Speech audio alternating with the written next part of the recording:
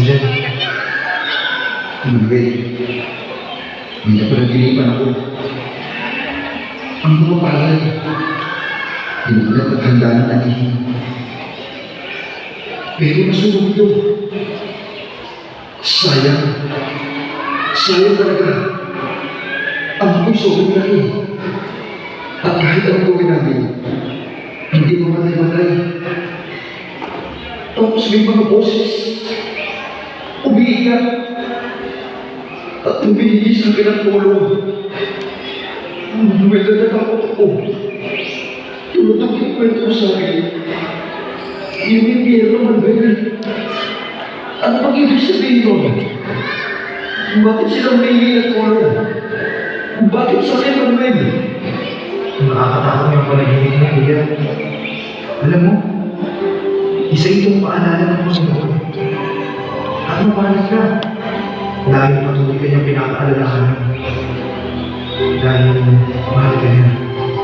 Kaya, habang may magkakaroon ka ba, sana magawin mo siya, kuya. At kung bakit humingi sila ng tulong sa'yo, dahil gusto ng Panginoon gamitin ka rin. Tumingin ka para maiigas ng mga tao. Pero, kuya, magagawa mo lang yan kung mismo ay tatanggalin ang kaligtasan matagal na niya inihahan mo sa'yo. Pero Manuel, Kuya, kung patuloy kang magbibigay-bigay, muli ko ipapaalala sa'yo. Kagaya ng panaginip mo, impyerno. Impyerno ang kahinatnan ng mga tao hindi tumanggap sa Panginoon. At bilang kabayaran ng ating kasalanan, tulad ng salaysay ng Biblia, tungkol kay Lazaro at sa mayaman, ano nang tungkol doon, Manuel? walang ginawa ang mayaman kundi paramihin ang kanyang pag-aaral. Wala siyang panahon upang pakinggan ang salita ng Diyos. At ayun, kuya, namatay siya. Namatay siya na hindi man lang tinanggap ang kaligtasan. Kaya sa impyerno napunta ang kanyang kaluluwa. At dahil sa labis na pagduro sa loob, ay hindi niya kay Abraham na mapangaralan ang kanyang mga kapatid na nabubuhay pa. Bakit naman niya ginawa yun?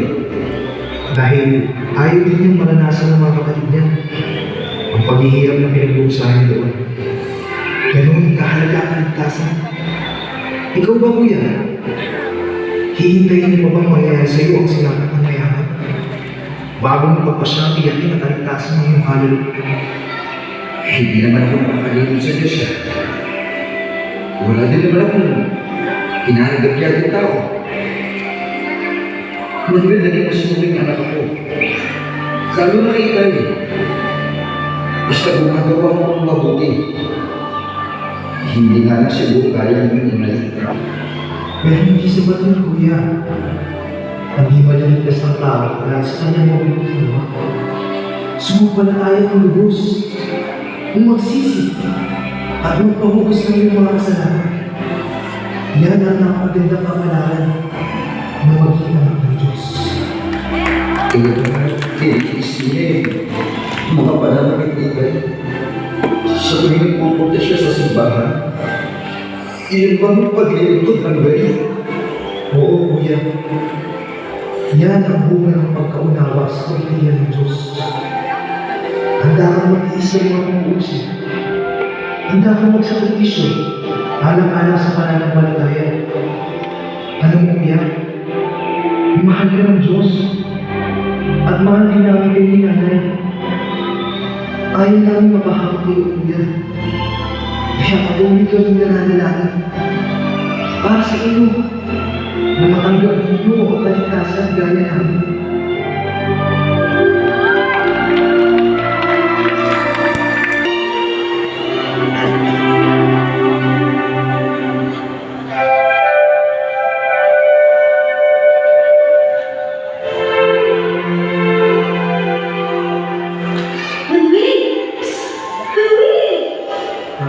Ano yun, ate?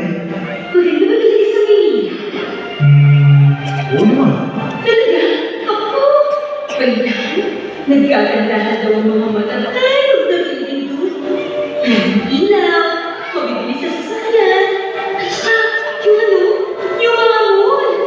Wala namang gano'n dito sa bahay eh. Yung, what? Ate, MOA. Ay, kuha ba yun? Eh, yun daw yung pinakamalaki mo. Eh, gano'n ba talaga kalaki mo? Yang ating sa kanya yan. Pag sama-samahin mo, yung mga 40 kita yan. Huh? Yun. Ganun siya kalaki. At alam mo ba, kakaiba ang mga pintuan doon. Buksan mo yung bukas. Talaga? Kahit hindi ito lahat. Paano naman siya bukas na mag-isa? Simple lang ate. Lalapit ka sa pinto, ganito. Tapos, ngingiti ka. Ngingiti ka ng pinakamagandang ngiti. Bawal kasi na si Mama dun. Hindi na. Oo ate. Sus, kaya yun. Ganito ba? Hindi pa. Sige pa ate. Ate, laki mo may ngiti mo.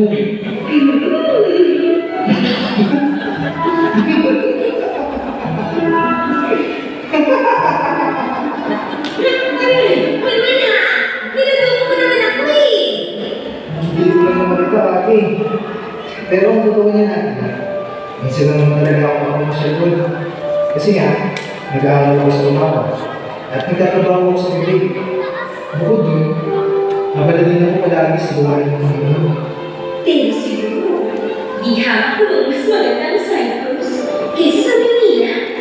Sabi ng recruiter sa akin, susweldo daw ako ng 1,500 pounds. Eh, magkano ba yung pag pinalit sa pera natin? Uy! Manunin ba tayo? Ang pagkakaalam ko kasi, 105 pesos daw ang palitan ng 1 pound. Eh, magkano aabutin ang susweldo ko? Eh, bakit hindi kaya ikaw ang magkwento? Oo nga.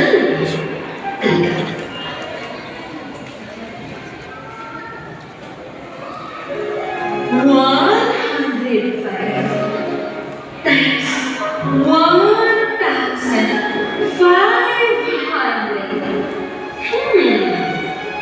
Kailan bilis? Ate, Paano? Oh, multiplication yan, hindi siya classroom. ay, oo nga pala. Lagi. 100 times 1,500 equals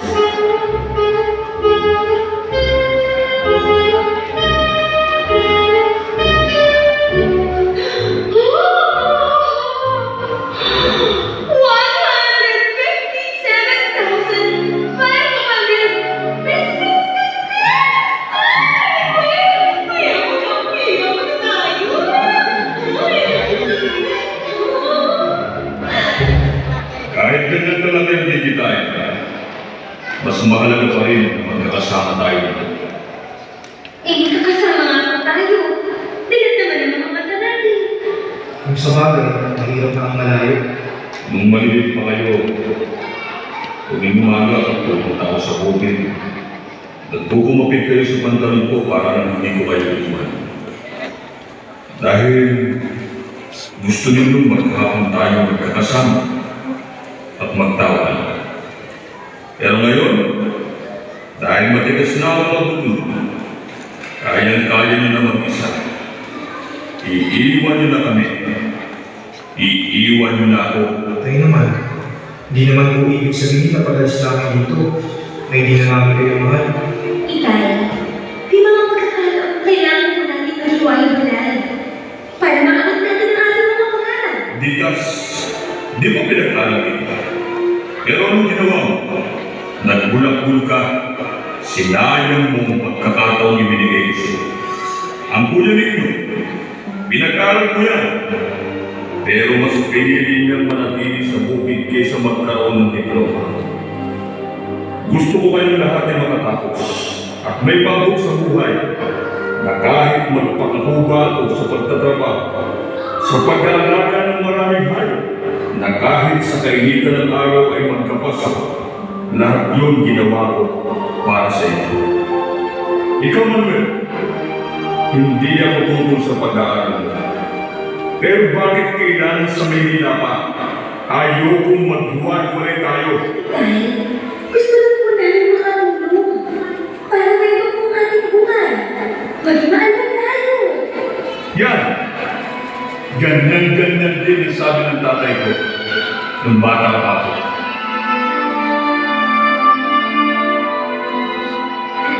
Ay! Hindi ko na po kayo pumalis. Para sa inyo din ang sabi mo dito. Ay! Ano? Huwag mo pag-iiwanan mo. Ay! Huwag mo pagpatagwa.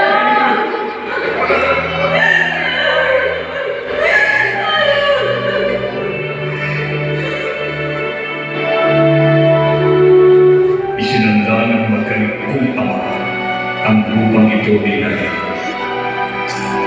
Para daw bigyan kami ng magandang buhay. Araw-araw kami naghihintay ni Nay. Pero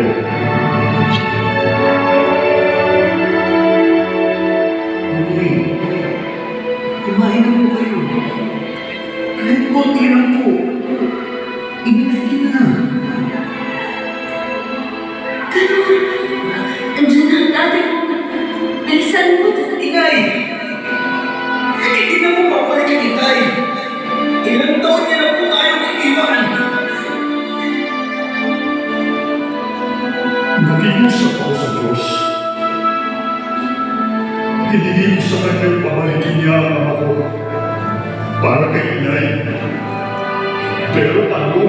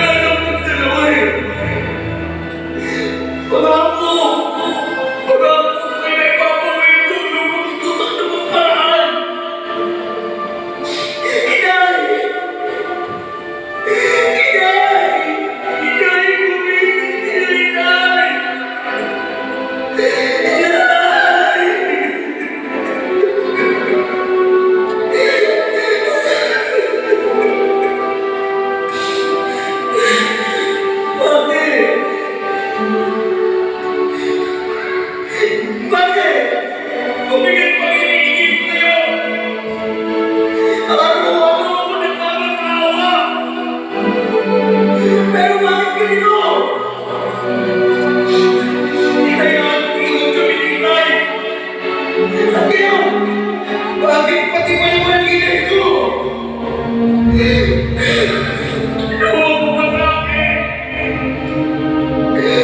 Ano ba kasalanan ko? Bakit hindi mo ako pinag-iikan? Bakit ang tamo mo? Anong nagawa kong kasalanan?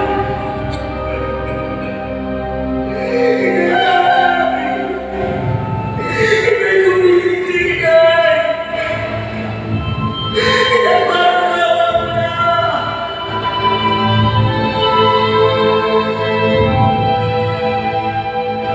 Kaya ayaw namin mahiwalay kayo sa amin ng Inay niyo. Huwag po kayo mag-alala. Pangako po. Hindi po mangyayari sa atin ang ganun. Basta! Hindi ka aalis!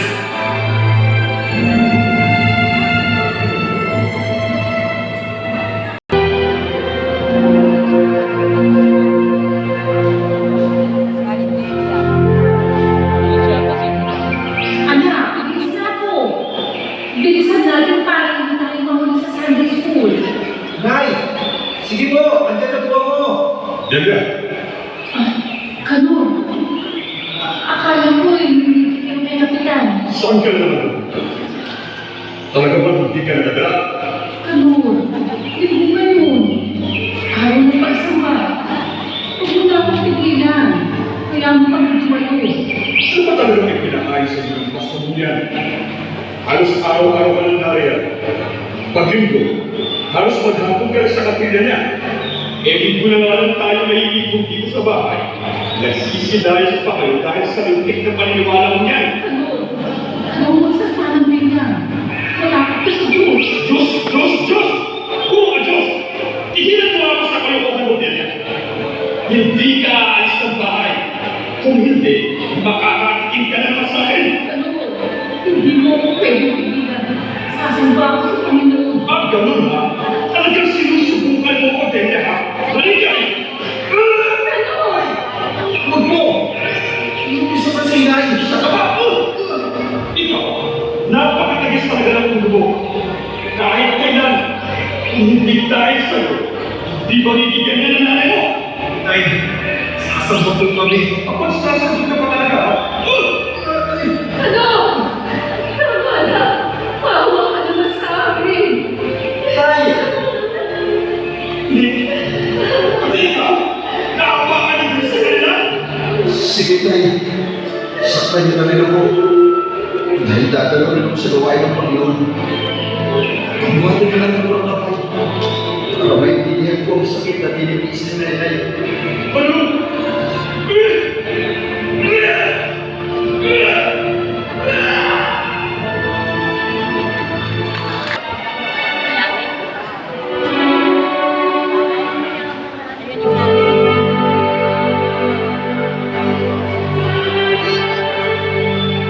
Nardin, sana ka matulong sa anak mo. Kamusta ng kalagayan mo? Sabi ng doktor, kailangan ko ng masalin na ng dugo dahil patuloy ang pagbaba ng baby ko. Hindi ko na nga alam kung saan ako lalapit. Kaya maraming salamat na rin sa hayaan mo, malapit na ang alihan. Sisikapin kong maibalik agad itong inuha ko sa iyo. Huwag mo na muna isipin mo. Ang mahalaga ay umalit ang anak mo. Maraming salamat talaga. Hindi ka pa rin nagbabago. Kamusta na nga pala? Natutuwa ako dahil natupad mo ang mga pangarap mo ng mga isang guro. Kamusta na kayo ang asawa mo? Hiram mo. Masaya naman kami ng ito. Tama sila. Napapag-aralan ang lahat ng bagay. Eh, ikaw, Ito, lagi pa rin naaalala ang mga Teresa.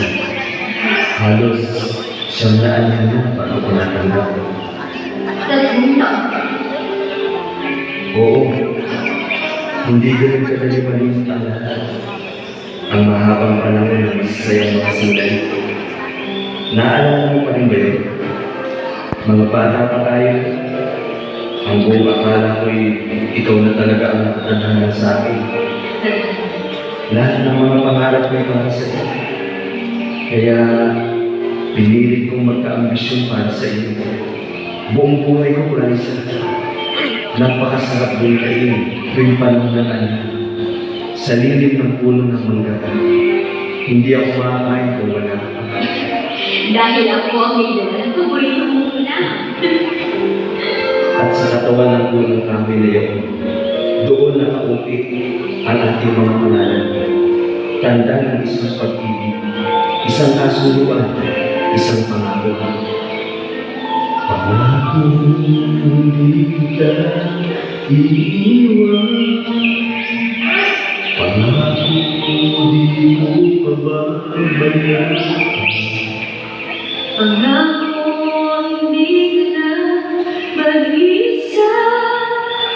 Pangako mamalayo ay tayong dalawa. Ang magkasama. Naakala ko'y wala nang araw.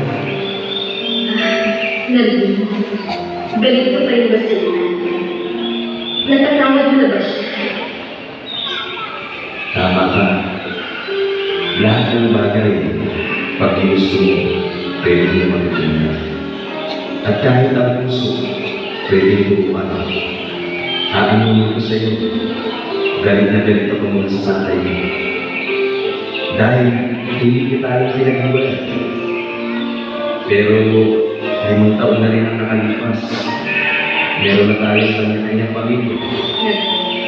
Ang sabi ko nga sa sarili ko, tama lang ang sila mo ng pangsawa mo. Hindi ko kasi kaya ibigay ang naibibigay niya sa iyo. Nandiyan, alam mo din kung gaano ako nasaktan. Pero wala akong magawa, kundi ang sumunod sa utos ng Diyos. Natakot ako, naduwag na ipaglaban ko. Nakita ko ang paghihirap ng mga magulang namin. At natakot din ako maranasan ko ang pagigitan ko. Pero siguro, ito ang galing ng tadhana sa akin. Dahil hanggang ngayon, wala pa rin kami anak na